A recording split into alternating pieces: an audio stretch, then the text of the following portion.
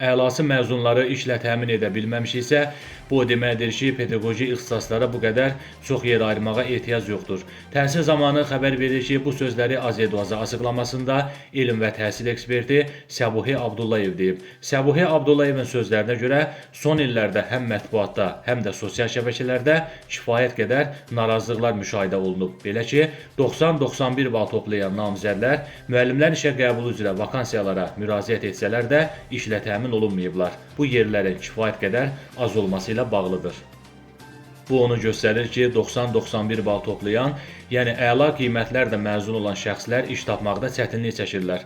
Onlar təkcə universiteti yüksək nəticələrlə bitirməyiblər, həm də əlavə hazırlıq keçərək bu nəticələri əldə ediblər. Daha yüksək keyfiyyətə üstünlük verilməli, kəmiyyət deyil, keyfiyyət əsas götürülməlidir. Belə olan halda həm pedaqoji ixtisasları məzunları daha məqsədyönlü şəkildə yetişdirilər, həm də sosial narazılıq, xüsusilə haqlı narazılıq yaranmaz. Birinci növbədə qəbul planlarında optimallaşdırılma aparılmasına ehtiyac var, deyə Səbuhi Abdullayev vurğulayıb. Müəllimlərin dərs saatları ilə bağlı da optimallaşdırılma nəzərdə tutulur.